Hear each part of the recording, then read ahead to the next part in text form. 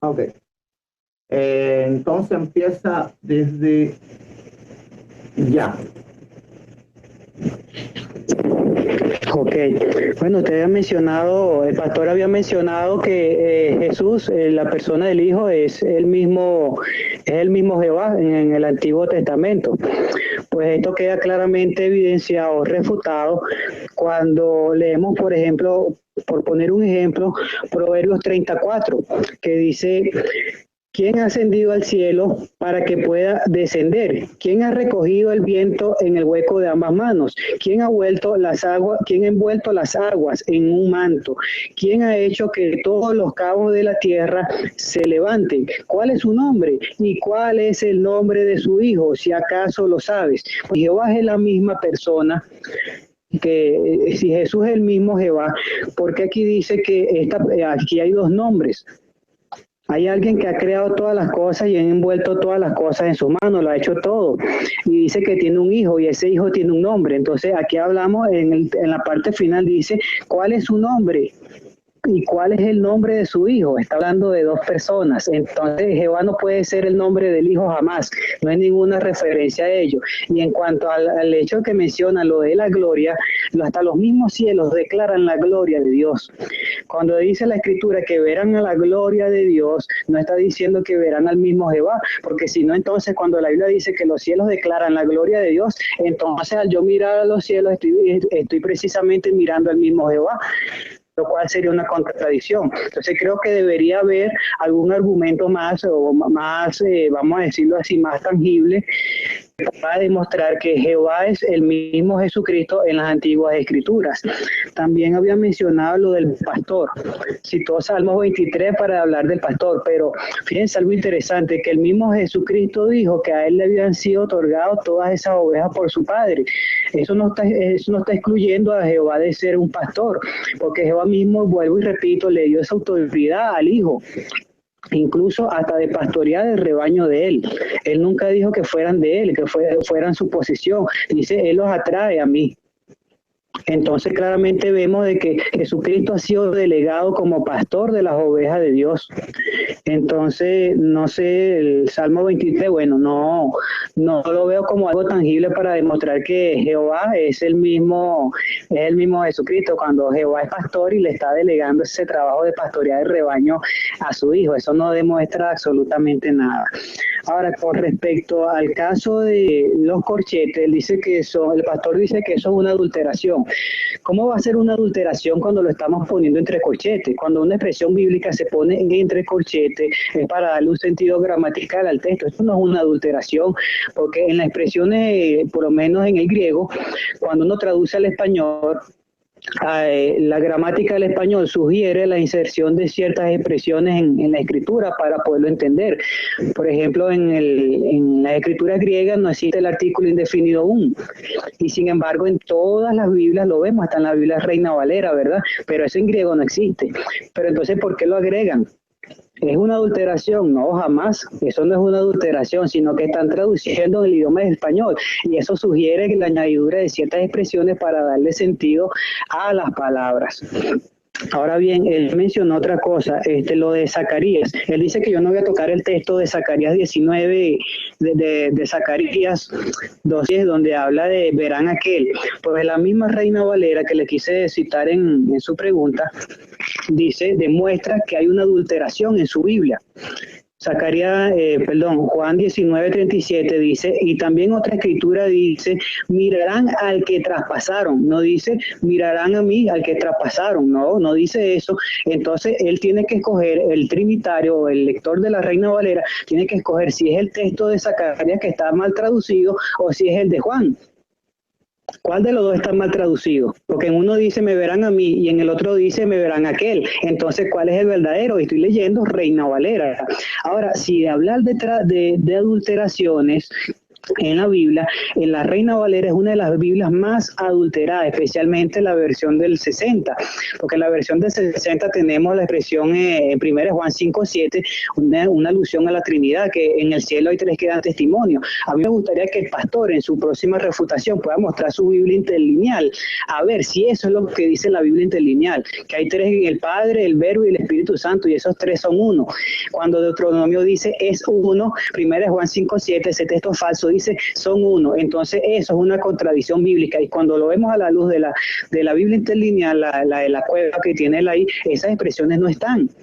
Y de hecho en 1 de Juan, el capítulo 1 de Juan, el Evangelio, el versículo 18, ahí habla de homonogenes, ¿verdad? Así como lo quieren traducir en la Reina Valera, pero en la Biblia interlineal que tiene el pastor ahí dice homonogenes theos, el Dios unigénito, es decir, que hay un Dios unigénito, y esa expresión está omitida, la expresión Dios está omitida en la Reina Valera, la que está leyendo el pastor. Entonces eso es una adulteración, y la mayor de todas las blasfemias y adulteraciones que yo he visto en la Reina Valera la leemos en Hechos 14:11, donde dice que los dioses en lengua licaónica respondieron que los dioses descendieron del cielo, pero la Reina Valera, cuando ustedes leen ese versículo, Hechos 14:11, pusieron dioses con D mayúscula.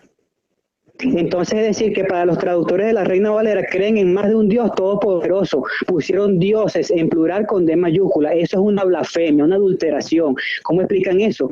No, eso es un error de impresión. ¿Y por qué se repite en la del 77, en la del 88, en la del 95, en la del 2000, en la del 2009? Entonces no es un error de impresión, es un error de enseñanza, un error doctrinal que tiene las sociedades bíblicas a traducir esos textos. Entonces tiene textos espurios, textos adulterados, expresiones omitidas. Entonces él no mostró ninguna morfosintaxis a la hora de mostrar una alteración en la Biblia de los testigos de Jehová. Ahora bien, con respecto a que el Hijo es eterno, yo dije que en la Biblia no se va a encontrar ninguna expresión que diga Hijo eterno, no lo dice. A los cristianos se les dará vida eterna. Entonces yo pregunto, ¿será que vamos a ser eternos? Entonces si vamos a ser eternos, quiere decir que no tenemos comienzo, y eso es así. No, porque ya yo había dicho desde el comienzo de Juan 5:26 que al Hijo se le había dado vida. ¿Qué clase de vida? Vida eterna. Eso no quiere decir que Él tenga comienzo. Lo que pasa es que se encajonan con la expresión Olam y Aionos, que cada vez que sale eso en la Biblia, quieren decir que no tiene ni principio ni final. Pero cuando está asociado a un ser que claramente es creado, entonces dice, no, es que es a partir del momento que se la den, que es eterno. Pero entonces es como una doble moral que tienen. Ahora bien, otra cosa que dijo el pastor, Colosenses 1:15. Ya yo había citado Proverbios 8:22, fíjense que ni lo mencionó ni lo tocó, para nada. Esto es una referencia al Jesucristo, y dice en las Escrituras que desde el principio Yahvé o Jehová me creó. En la Septuaginta dice Kyrios edixen me. La Reina Valera 2015 dice el Señor me creó. Jesucristo es creado. Él no tocó eso, ni lo mencionó. Y cita Colosenses 1:15, donde habla del primogénito de toda la creación. Si Jesucristo no forma no es parte de la creación, ¿por qué decir de la creación? ¿Por qué dice de la creación? ¿Por qué ese artículo, esa expresión de la creación? Jesucristo es lo más importante de la creación. ¿Cómo Jesucristo va a ser lo más importante de la creación si Él no forma parte de la creación? Eso es ilógico, eso no tiene sentido, entonces hay una mala traducción ahí. Otra cosa que dice el pastor en Juan 5:23, que hay que honrar al Padre igual que como al Hijo. ¿Y eso en qué contradice la doctrina de los testigos de Jehová? Yo honro hasta a mis padres. Honrar no es lo mismo que adorar. No, señor, porque esa expresión es muy usada en la Biblia, incluso en la Reina Valera. Honrar no es lo mismo que adorar. Yo honro al Hijo como honro al Padre. Entonces eso no establece una coigualdad como enseña la Trinidad. Ahora, en el caso del texto de Apocalipsis, no lo escuché bien, el texto que decía que toda la creación, ¿verdad?, que tiene que alabar y rendir adoración a Dios, y ahí está el Cordero en el trono, ok, está bien. Yo le pregunto al pastor o a todos los que me están escuchando, si los demonios adoran a Dios. ¿Los demonios adoran a Dios? No, no lo adoran, ¿verdad? Pero ellos son creación. Sí, entonces quiere decir que no cuando dice toda la creación, no está incluyendo realmente a toda la creación. porque entonces habría que incluir a los demonios también. ¿Qué tal? ¿Qué les parece?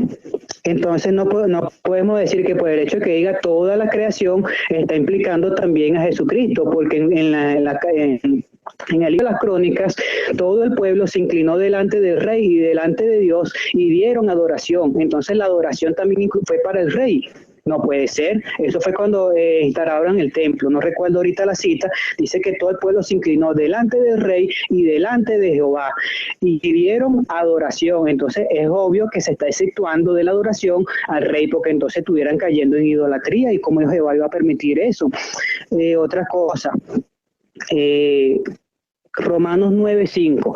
Puede hacer una comparación con muchas Biblias y verá que la doxología que se emplea al final de ese texto es referida directamente al Padre. De hecho, cuando ven la carta de los Romanos desde el principio, vemos claramente a quien siempre el apóstol Pablo le refiere esa doxología de el Dios sobre todas las cosas. A quien él siempre le refiere el atributo de Dios, siempre se le atribuye al Padre. De hecho, en los primeros 3 versículos de cada carta del apóstol Pablo siempre menciona a Dios como el Padre, nunca al Hijo. Entonces, de entender Romanos 9:5 que la doxología a Dios se le está aplicando es al Padre, no al Hijo. Ahora bien, él habló de enoteísmo. Somos los testigos de enoteísmo. No entendí bien qué fue lo que quiso decir con el enoteísmo. Los griegos eran enoteístas. Los griegos tenían a Zeus como el principal dios para adorar, pero también adoraban otros dioses. Entonces los testigos ya no somos enoteístas, porque nosotros no adoramos ni a los ángeles ni adoramos a Jesucristo. Creer en la existencia de más de un Dios implica que lo estamos adorando. No, porque la Escritura dice que los demonios saben que Dios existe, pero no lo adoran. Los demonios no adoran a Dios y saben que él existe. Entonces el saber, el reconocer que exista más de un Dios no implica que yo estoy adorando a otro Dios. Pueden existir muchos dioses, pero de que yo lo adoro ya es otra cosa. Yo adoro solamente al Padre. Juan 4:23 dice claramente que los verdaderos adoradores adorarán al Padre. No dice al Padre, al Hijo y al Espíritu Santo. No dice eso. No podemos enseñar, la misma Biblia nos dice que no enseñemos más allá de lo que está escrito. ¿Dónde dice en la Biblia que hay que adorar a Jesucristo y al Espíritu Santo? Nadie adoró al Espíritu Santo. Cuando él cita los textos de prosquineo para adorar a Jesús, a mí me gustaría que él leyera en Primera de Reyes, Segunda de Reyes, capítulo 2, el versículo 15, donde dice: cuando los hijos de los profetas que estaban en Jericó lo vieron desde alguna distancia, empezaron a decir: el espíritu de Elías se ha posado sobre Eliseo. Por lo consiguiente fueron a su encuentro y se inclinaron a tierra ante él. Entonces, cuando vemos la Septuaginta griega, la expresión clave aquí es prosquineo, y tiene la misma declinación morfológica que él cita en el texto de Hebreos, la misma morfología. Y en la Reina Valera, cuando ustedes lo lean ahí, no va a decir que adoraron a Eliseo, no, se postraron ante él, se inclinaron ante él, le dieron honra, le dieron homenaje, no le estaban dando adoración. Entonces la expresión prosquineo no solamente significa adoración, también significa homenajear, también significa dar respeto, dar honra. Eso lo hacían hasta ante los reyes, los mismos patriarcas. Si usted investiga la Septuaginta griega, la expresión inclinarse, postrarse, es prosquineo, y no es traducida en la Biblia siempre como adoración.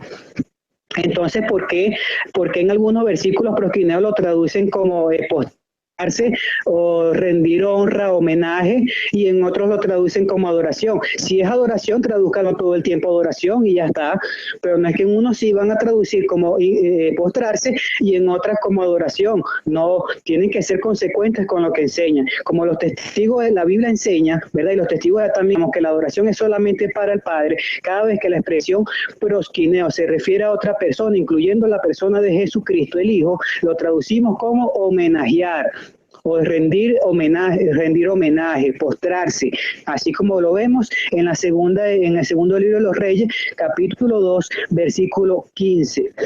Otra cosa que mencionó Juan 1:1, la expresión kaiseos en hologos. ¿Qué clase de expresión es eso? En la morfosintaxis, ¿cómo se llama eso? Eso es un predicado nominal.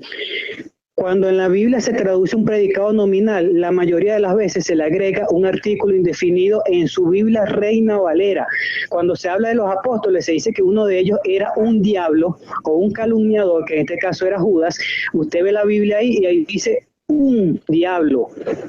Cuando ven a Jesucristo que lo confunden con un fantasma, le dice, mire, es un fantasma, la expresión un, y si ven la morfosintaxis, es la de Juan 1.1, y porque ahí se agregan porque ahí se agregan el artículo indefinido un. Entonces el hecho de que la Biblia diga, traducción del Nuevo Mundo, así como el cocto sádico que traducen en Juan 1.1, un Dios, no es la única Biblia que traduce así, hay más de 30 referencias. Tiempo.